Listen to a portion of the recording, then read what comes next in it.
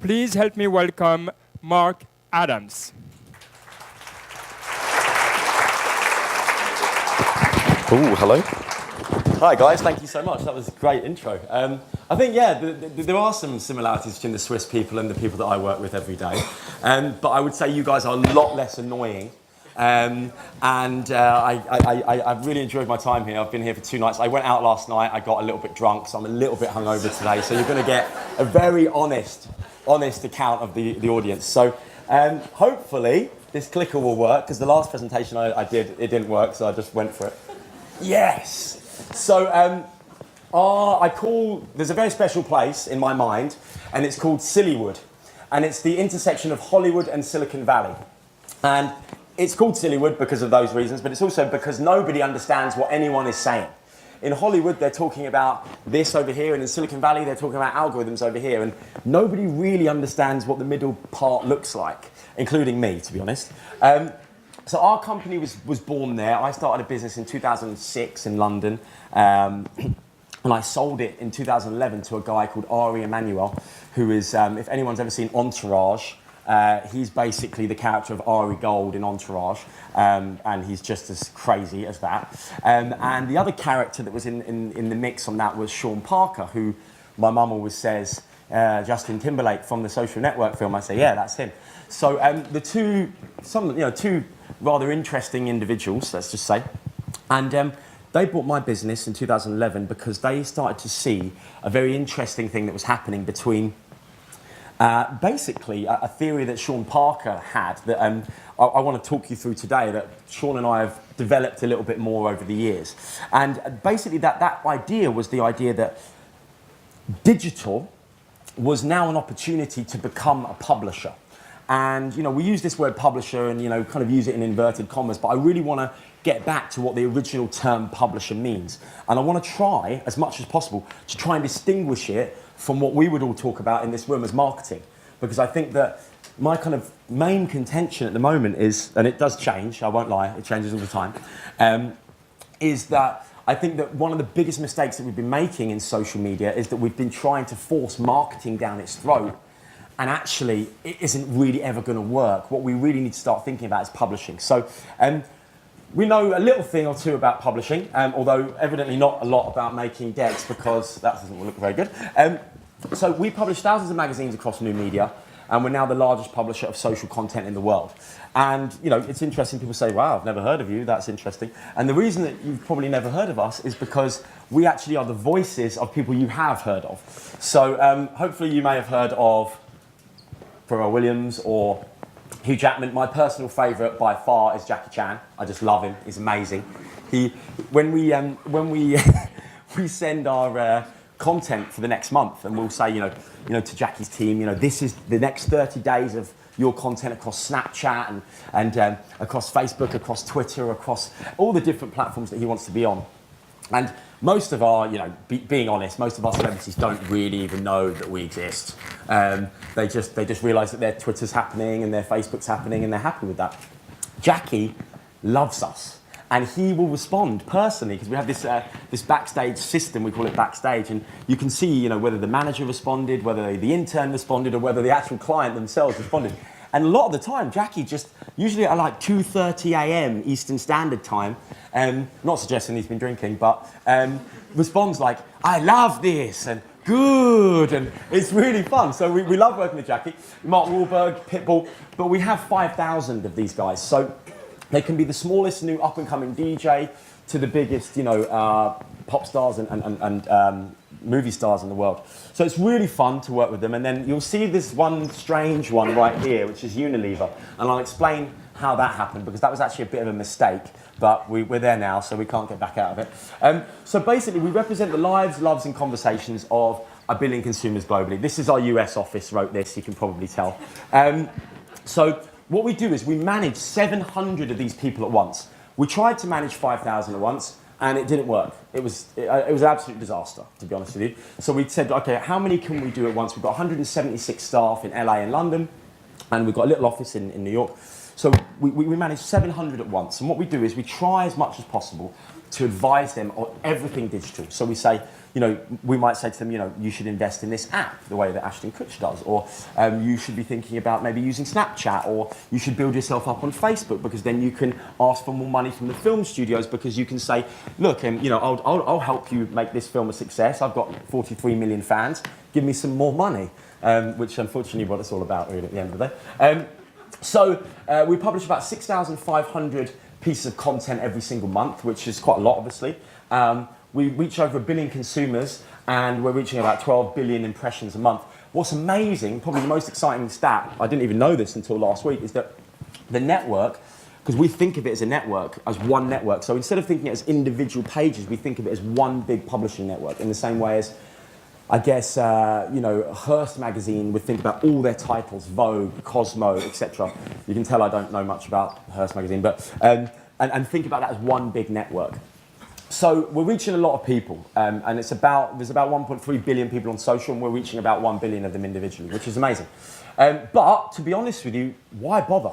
I mean, it's great to meet celebrities and stuff, but it's a lot of work, and it's a real pain in the neck. And the reason is the kind of reason I was telling you earlier on. This was something, the first time I ever met Sean Parker, which was an exciting story in itself, which I can talk to over a drink sometime. I went into his office and he has this on the wall. And I said, what is that? And he said, this is Facebook. This was end of 2010. I was like, what? It looks like a cell or like a universe or a constellation of stars. This is Facebook in 2010. And these things here are the biggest, most resonant properties in terms of publishing on the Facebook platform. So let's just imagine this is Barack Obama. All of our clients, obviously. Charlize Theron, Hugh Jackman, Pharrell Williams, all these guys. Unfortunately, this dot that you see here is a brand page. You see what I'm saying, right? So we're starting to see that content has an ecosystem. We talk about the social ecosystem, but we don't know how true it is. We don't even realize how accurate that analogy actually is. It's an ecosystem. And what's amazing is, and this is the most fascinating bit for me, is these lines that are coming out, these straight lines, these are lines of share. So this is where a piece of content is shared through that graph and keeps going and keeps going and keeps going. We call it burning through the graph. It's kind of, you get this kind of white hot burning, and then it kind of emanates from there. And that's what good content and good publishing looks like on social. And that dot that's not doing anything, that's what marketing looks like on social. Okay? So I know this is a contentious thing to say, and trust me, I might be wrong. I might be wrong, but I like to think that this might have some truth to it. So the interesting thing that we think is that, and this is Sean Parker's whole conversation the first night we ever got together, and it blew my mind, to be honest with you. I had also had a few drinks as well that night as well, but I don't want you to think I'm always drinking. And we sat and we talked about the idea that social media, and not just Facebook, not just Twitter, just the whole thing, the whole 1.3 billion people connected on these platforms now, we have recreated, or we have digitally documented popular culture. And no one did it. It just happened. The platforms existed. People flocked to these honeypots, started doing things, talking about things, creating memes, creating trends, working together in certain ways they didn't even understand. Every time everyone uses the same hashtag, they're contributing to something. And that is now the digital equivalent of popular culture. And so that is a really important thing to us. And we think about things in these terms. When you take that living analogy of the social organism, and then you take the idea that social media is the digital documentation of popular culture, you think about social media in a completely different way. In fact, we actually have a little thing in our office. We ban the word social media. Like frankly, it's a word that people that we like to think we know a little bit about it, and it's a word for people that kind of haven't quite maybe got that they're going to grasp that someone like Sean Parker has got, obviously, because he's been there since the beginning. So we say that, actually what social media actually is a mass reach engine for connecting and influencing at scale. And that's the way we think about it. And the way that you do that is connect with popular culture all the time. And instead of withdrawing from the emotional bank account, it's kind of like, I get a lot of phone calls around about the festival season. People say, and his number comes up on my phone. I say, hi. Hi. Oh, hey, Dave. Yeah, I haven't heard from you for about a year. And then there's a little bit of chit chat, and then they say, can you get me guest list to the festival? Right? And let me tell you how that feels, right? This is Dave's bank account with me, right? He hasn't put any money into the account for 1 year, and now he wants to make a withdrawal. He's overdrawn, right? So I say, sorry, Dave, I'm unable to help you. Sorry, bye. But if one of my friends calls up that I see every day that's been putting stuff into the emotional bank account every single day and making me feel, they're making contributions. This is very Swiss, actually, isn't it? They're making contributions, and then they want to make a withdrawal, then it's a different thing. And so what we talk about is this idea. So the whole idea is to understand popular culture online, and that is a listening exercise. That's just about listening. The second one is to authentically connect our clients to it, whether that be a brand or a celebrity. We think of our celebrities as brands and in the same way. And then this is the point I was making there, in a way that makes a contribution and not a withdrawal. In a way that people go, yeah, you know what? I'm quite glad that Jackie Chan said that thing. Because we listened, we heard that people were saying something that felt like it was in Jackie Chan's, we would say, wheelhouse. It felt like it was close to what Jackie Chan would talk about. And then how can we come up with something smart that would allow Jackie Chan to capture that and be clever and be funny? And in his thing, it's always about being funny. But for some people, it'll be about being very serious. And then how do we make sure that feels like a contribution to that conversation, not just a frustration or an interruption of that conversation, which is something that I think a lot of people do. So I'll give you an example. I'm not going to go into details because we have to be under lots of NDAs with our clients. But this is Usher. So we took him on in June last year, and June the 11th, you can see there. And this is what he was doing on social. This is what his team were doing. So you can see what this is. It's marketing. For me, it's a withdrawal. And it was designed in the boardroom, right? And those three things go hand in hand. Marketing, design in the boardroom, usually online feels a bit like a withdrawal, to be honest with you, for me. So this is him. It's on. You watching? Hashtag Team Usher. Link out the platform to his new single, right? And that's the post. He's got 40 million fans. And this is what they're coming up with. This is what they're publishing because they're marketing to their fans. They're basically, it's like I go along, there's all these pipes, and I go along and I click, I would like to hear more from this pipe. And that pipe opens up, and every day, always on, as they say, something comes down that pipe. And this is the shit that comes down the pipe, right? I did not join. I love Usher. Usher is part of popular culture. I don't actually love him that much, but I like him enough. I'm sure some of you guys like him. Usher's amazing. He's an artist. He takes risk. He's an incredible guy. He's got an incredible story. He's got unbelievable stuff going on. What the hell is this? This is marketing. Marketing is taking art and culture and turning it into, it's like microwaving it to like the point where it's nothing left, right? And then you go and you serve it to people. There's your food, madam. This is awful. What's this? This dry, horrible thing. That's what you're taking something wonderful, something part of popular culture, and instead of getting excited by the opportunity that you have, 40 million people sitting with their mouths open at the bottom of the pipe going, yeah, feed me something, and you throw them this microwave piece of shit. No. Anyway, enough of that. I'm sorry, I shouldn't. We are, of course, under NDA with our clients.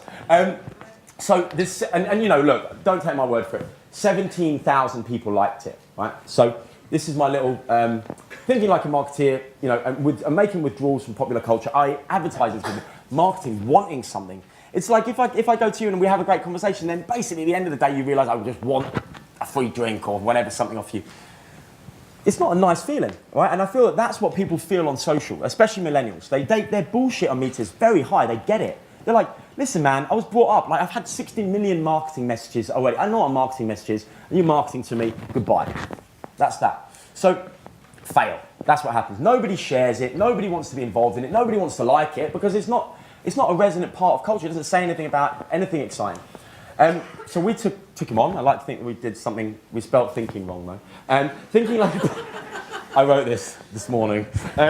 Thinking like a publisher, is about making deposits into that account, right? So this is what we did. So the first post we ever did for him, and it was on a particular, it was on Thanksgiving. So on Thanksgiving, Usher comes out, family is everything, right? We know there's a conversation around Thanksgiving about family. We know that he can contribute to that conversation and kind of, in a very, very small way, make the hairs on your arms kind of stand up a little bit and make you feel a little bit warm and a little bit glad that you're on these platforms in the first place. By the way, MySpace died. It didn't die for no reason. It died because if you've ever seen Interstellar, it's a bit like that. Like in Interstellar, the Earth gets so polluted, we have to go and live somewhere else, right? And that's what happened with MySpace. It became so polluted by rubbish, by marketing, by bad ads, by spam, that people just said, I can't wait till we get an opportunity to go live somewhere else. And as soon as something came along, they left. They found a new Earth, right?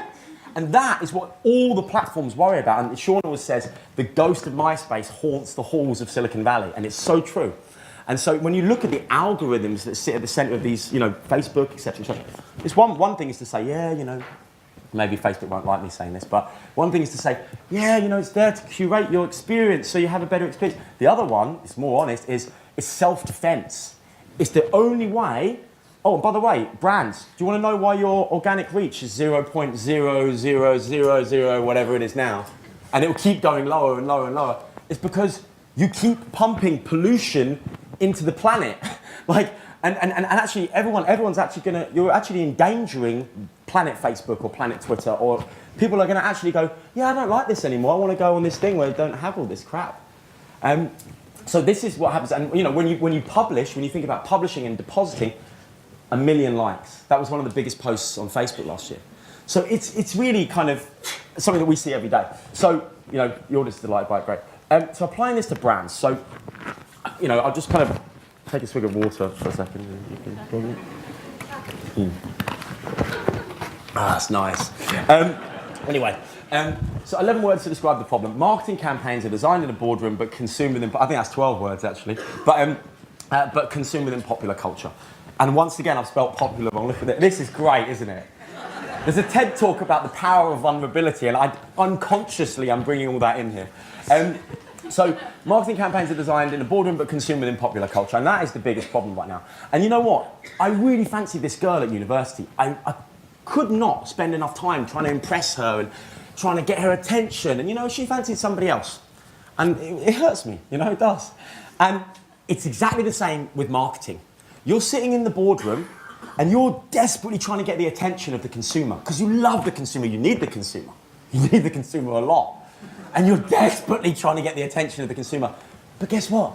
The consumer loves someone else. The consumer loves popular culture, right? It doesn't care about you. Oh, there's a new trailer for Age of Ultron, the new Avengers movie. Oh, amazing. There's a cat on a skateboard. Oh, BuzzFeed. Amazing. Huh? What's this? You made an ad for £400 million and it's directed by Ridley Scott and it's coming through the new... Yeah. That's a shame because you're not really thinking about what you're up against in terms of popular culture. So what we say is, let's design stuff that actually connects with the internet first, and then we can go back into the boardroom and design it. So we say, every brand that we talk to, we say, what conversations would you be interested in owning a share of voice in? So, if it's Heineken, they want to own, the moment on I'm sure it's the same here in London, at about 4 o'clock in the afternoon on a Friday, everyone kind of goes, well, that's the end of the week then, should we just go to the pub? And it's kind of beer o'clock, we call it.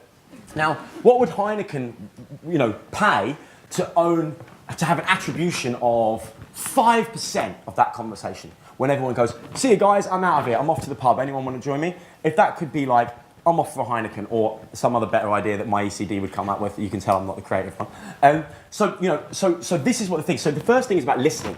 Socialist, 1.3 billion people telling you every single day what they're interested in. Authentically telling you. This is not consumer research with a pizza and a beer and a few questions. This is like mass. And you can watch this, you can trend it, you can literally, every single thing, you can measure it. So we say, let's measure these conversations. What conversations do you want to be in? And most brands don't know the answer to that. It's a really difficult question for them because actually they're not thinking in terms of popular culture. They're thinking, yes, our brand positioning, and we're like, no. Not your brand positioning. What does your brand positioning logically lead you to in terms of these conversations? There's every conversation out there, and they're like, oh, well, we're all about, Purcell is a good example. Dirt is good. Dirt is good. Okay, cool. So what conversations do you want to be involved in? There's a lot of conversations out there. Oh, brand positioning. No. What conversations do you want to be part of? So what about, in the UK, we have Glastonbury, big festival. It's the UK, so there's always rain. It's always muddy, but people always go. So dirt is good, right? So maybe that's a popular culture, real life example of something that you could own a conversation around. Glastonbury's, 250,000 people go to it. On the morning when tickets go on sale, it sells out in about 5 minutes. There's maybe about 1.7 million people on social media talking about whether they did get tickets, didn't get tickets. It's huge. It's the hugest thing ever. And brands are going, oh, there it goes. Just goes past them. Popular culture just, yeah, we could have done something, yeah. Game of Thrones. There was a brand that I talked to the other day, and they were talking about, this is unbelievable. They were talking about having a brand position, and I said, it's like Game of Thrones, and they're like, yeah, isn't it a little bit like that? She's basically, it is that. I was like, did you know that the Red Wedding episode of Game of Thrones was the biggest, most talked about thing on social last year? So it wasn't Mandela dying, it wasn't Syria, it wasn't anything serious. This is the world we're living in, by the way. It's the Red Wedding episode of Game of Thrones. You've got to admit, it's pretty cool. And if that brand had a smart way of doing that, they could have talked about something at a time when the emotion was so high. Oreo did this once at the Super Bowl, and everyone was like, oh, it's amazing. But no one ever took it further. So we say, what conversation do you want to be a part of? This is one example. Like Throwback Thursday. So, brands will be excited because they're sponsoring an event, and they'll be like, 100,000 people go to this event. Well, do you know what? Every single week, 40 million people use Throwback Thursdays. 40 million people. That's a pretty big event. If you think about that as an event online, that's a big event. If you could capture 0.05% of that event, one Thursday, it's going to happen this Thursday today. It's happening today. I don't even know what day it is.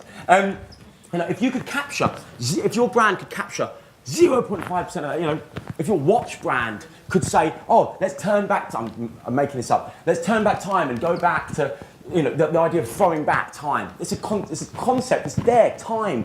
40 million people every single Thursday want it? No, seemingly brands don't. So what we say is, okay, can we listen to what's happening, and then can we, basically get you involved? So here's an example with Tommy Hilfiger. Well, actually, we did use the Throwback Thursdays thing. So Throwback Denim, we've got 7 celebrities to get involved in this. You don't need to get celebrities involved, but it is an interesting angle to take, and it's something that we've worked with quite a lot. It works. They released 20 pieces of content, some little videos, some some Vines, some Instagrams, and a proper large-scale thing that was designed by the creative agency, which was a genius piece of work. Now, we put it out there, it got 32 million impressions of this hashtag Throwback Denim. Quite big.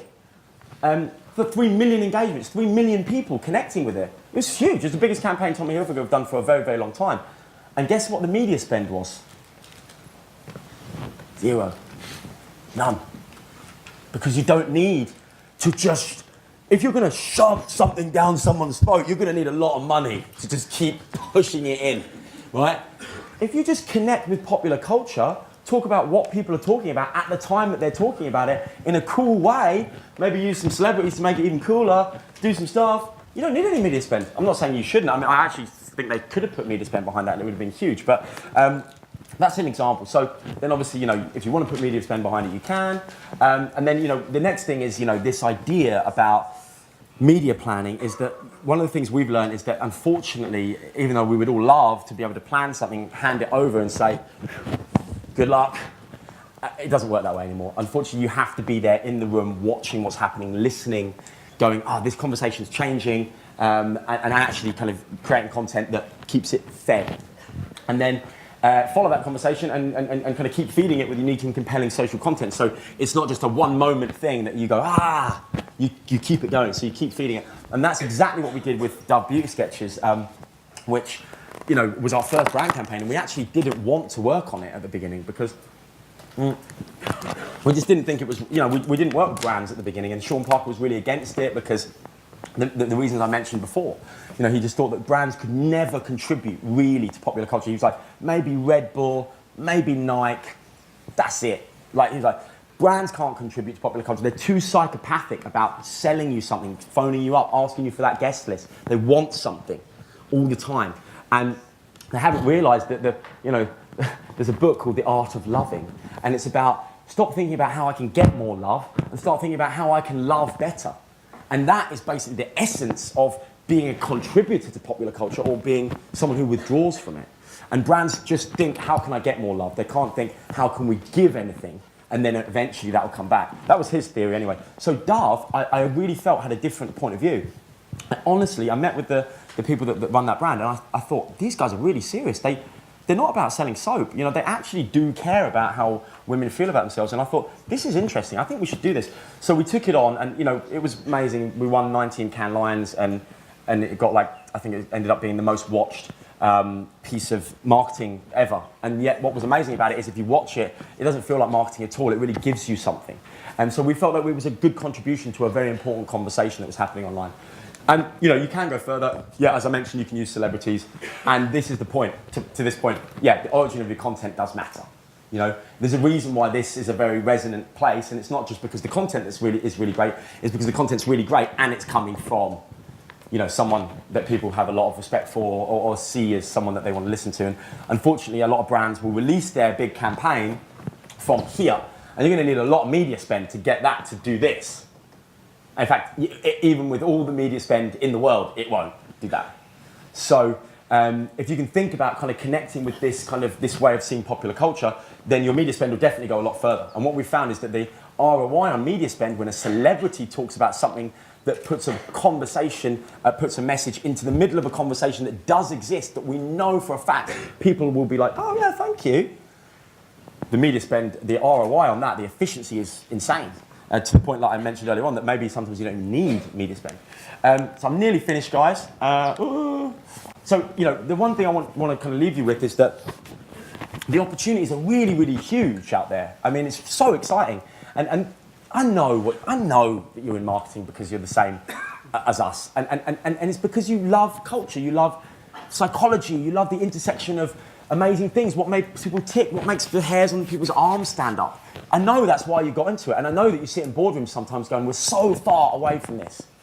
And that's because we've been led by the horns to believe that marketing is taking culture and then just drying it out and then giving it back to culture.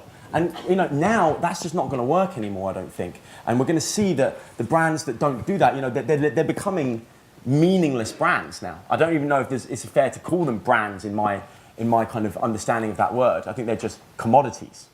They're certainly not passions. And so what I think if we can do as a community, if we can do this, if we can connect with conversations that actually exist out there in popular culture, I think we're gonna win. So an example, Obama, 4 more years. Now, it's a bit of a strange thing for our ECD, who's a very smart man, to not feel like the idea was completely his. But that 4 more years post was the biggest post of all time on Facebook and Twitter before Ellen stole it. And the way that we came up with it wasn't very clever. It was that we listened across the social web and we listened for the term that had the biggest use just as he won the election, and we went, everyone's using the word 4 more years. So it was kind of almost like if I started to sing, hey Jude, you would know to sing the next bit. I'm not going to make you do it. But it's call and response, right? So the internet said something, and we said something back to the internet. That was it. The internet was saying 4 more years. There was like 1.7 million uses of thing within about 3 minutes. We were like, 4 more years. Of course it was going to win, because instead of saying, we need to come up with this is what brands are doing. And by the way, celebrities are doing it too. We need to come up with our own thing, because otherwise, you know, we can't justify our jobs. That's not true. If you're actually dedicated to being efficient and actually getting stuff done, sometimes the best ECD you can ever have is the internet. You know, crowdsource that idea. You know, don't be ashamed of that. The second one was, I'll move on. There's one more I want to show you. Meanwhile, in brand cuckoo land, you know, Burger King are asking, can you find the hidden chicken nugget? Like when you find it. This is why we don't like the word social media. I'm like, you know, look, I am not being associated with this. Okay? I don't want you to think I have anything to do with this. This one's I'm sorry, Skoda, I've got to show you this. To which, oh God, this is unbelievable. To you, which side of a Skoda is more important, front or back?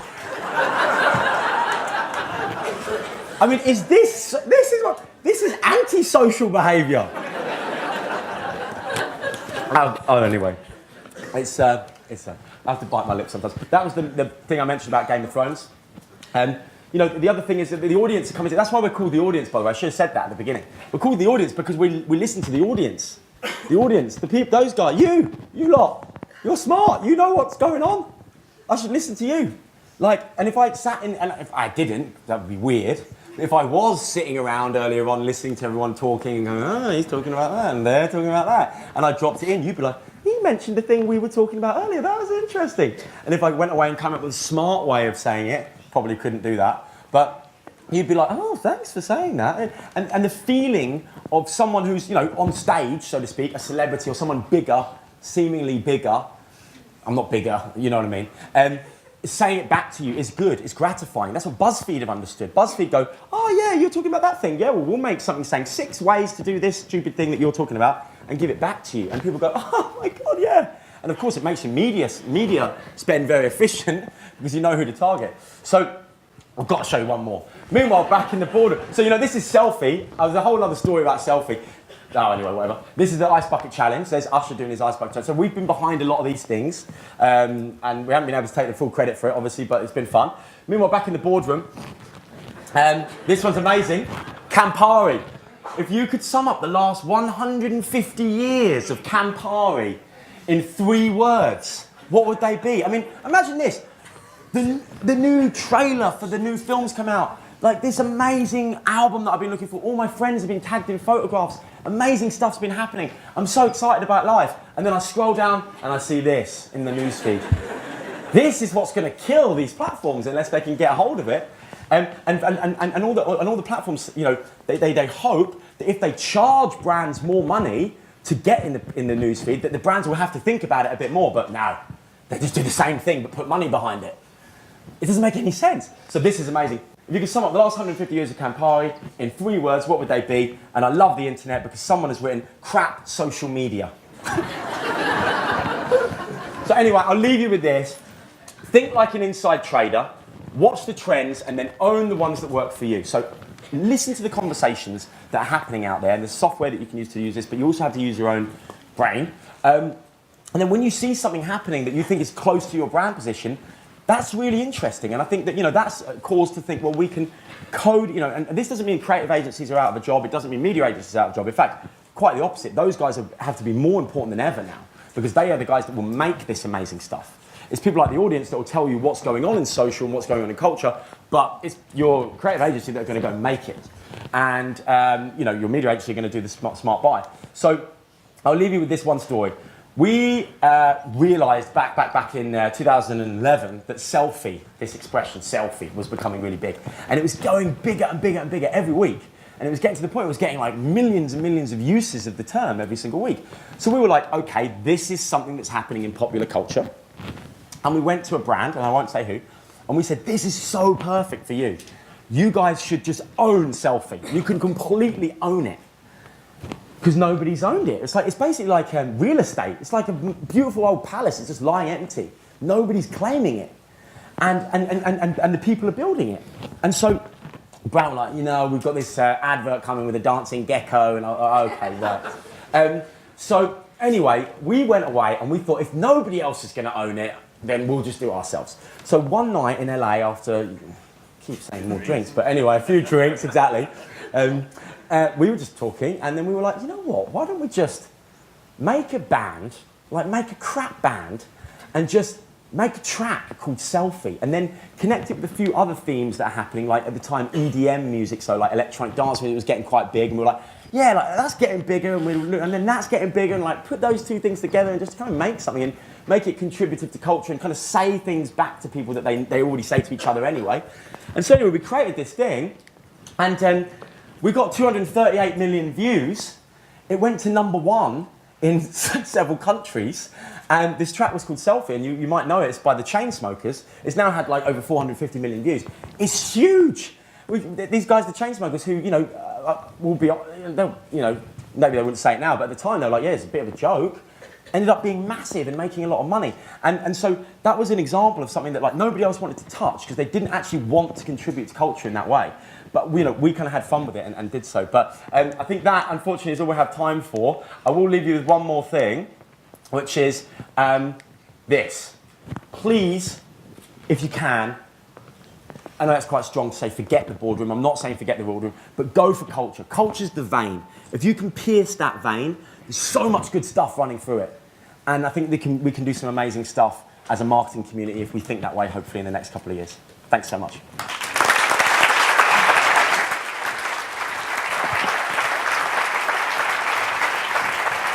Thank you, Mark. Thank you. It was amazing. You know, we were already trending in Switzerland before your talk, but now worldwide, we're trending, we're everywhere. It's beautiful. Thank you. I think there are two key topics that we talked a lot already today. One is no interruption. You need to be in the discussion, not saying, hey, while you're doing something, you know, look at me. And the other thing I'm a bit more concerned about, we talked about a lot about authenticity, right? Yeah. And you're factoring it. You're managing it in a way. How do you deal with that? Because it's not only a matter of, oh, there's Game of Thrones, so let's put some Game of Thrones with Obama and it works. Yeah. So, I'm not sure you told us everything there. So, authenticity, tell us a bit more. That's a really good question because that is the ultimate thing. And there's nothing more pathetic than, and actually this would really harm our celebrities and any brand we work with than a failed attempt to get into a conversation. It's like if we go for a break now and there's a kind of group of people around there and I kind of just come in and say, yeah, how you doing? And they want to just go like, whoa, it's a big fail, right? And so it really, you can't have egg on your face. And you do have to, it doesn't mean that you can just throw caution to the wind. I don't want everyone to think that, we still have to manage brands here. But I think the most important thing is using data. Because if you have the data and you can have the actual human eyes on that data, that it's almost an interpretation of that data into insight, you can see what makes a conversation tick. And you can basically see the missing piece that you can fill. So the missing brick in the wall becomes quite clear as a creative idea. And that is something that we really rely on data so much because that's what gives us the interpretation of what to do. How far does it go? Do you have tools only? We don't need to know exactly how. Or do you even have like data scientists telling you, oh, alert here, we spot that? Yeah, it's a mixture of those things. We use some tools that are widely available on the market. We have a big relationship with Salesforce and we use their tools, and we also built our own proprietary tools that we've just updated recently, actually. And then most importantly, I've got to say, is that data will get you kind of 70% of the way there, but maybe even 50% actually. I think the other 50% is going to always be human beings who understand culture. And so it's going to have to be someone who says, we're lucky because we have a group of people that sit there that just talk about hard rock all the time. So if they need to say something that's in that wheelhouse about skating or punk stuff, or it's all part of their world. So we know that they all say, no. It's almost like a magazine. If you went to people that worked at a magazine that was a film magazine, you would expect they would know quite a lot about how to talk to someone about film. And so that's really important about having people that really understand the terminologies and the kind of almost the tribes that make up popular culture. It's data-driven expertise. Absolutely. All right. So there are many questions. I know we only have time for a few, but let's take that time. I know, although we're all hungry. Okay, who wants to start? A question there in the back. Yeah, all the way in the back. Can you shout, maybe? Listen, I might have a querying question. Have you heard what happened to the New Republic? You know it was bought by Chris Hughes, right? A former... Sorry, say that again. What happened to what? New Republic. New Republic. Right, no, I don't know about this, no. Oh, you don't? Okay. No. You know that we bought about 2 years ago by Chris Hughes, right? Right, okay. Who's former art teacher from Sparta. And what they decided to do about months ago,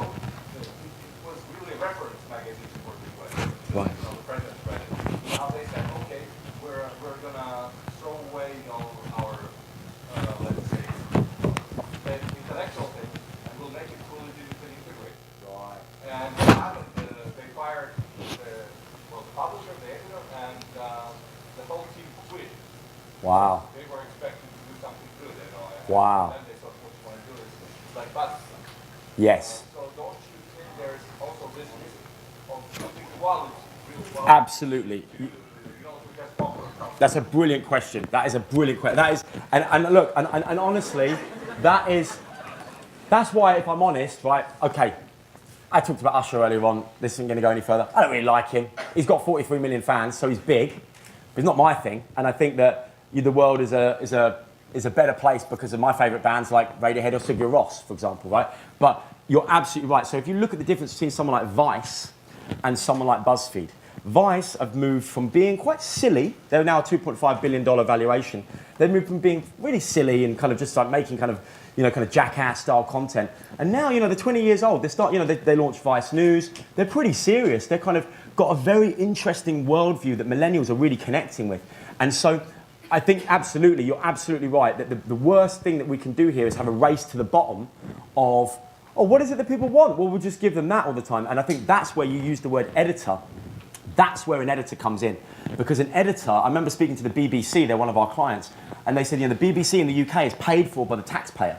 So the purpose of the BBC is public service broadcasting. It's to raise, even by a small amount, the general kind of cultural kind of output of society. And I think I love what you're saying because the biggest problem is that there's a race to the bottom here. But I think there's a lot of people now that are using the techniques that BuzzFeed have done in a very lowbrow way, but applying them to quite a highbrow way. Like, for example, I don't know about your politics, but we used exactly those techniques to re-elect Obama. And we work with a lot of big public figures. And, I don't necessarily politically align myself with all of them, but you can take those same ideas and apply them to very serious things. So as much as you can do cats on skateboards, because the internet wants to see that, you can also do 4 more years and create a moment that galvanizes a generation. And I think you can be quite highbrow and quite lowbrow with the same techniques. But I think that's such a good point, because that's the biggest risk, is that we actually destroy culture by going to the very bottom of it. All right, thanks. We have time for one more question. So, there. Oh, hi. Hi, Mark. My name is Julian. I'm a marketing expert for a company in Switzerland, L'Avenue Digital Media. And I have a question for you.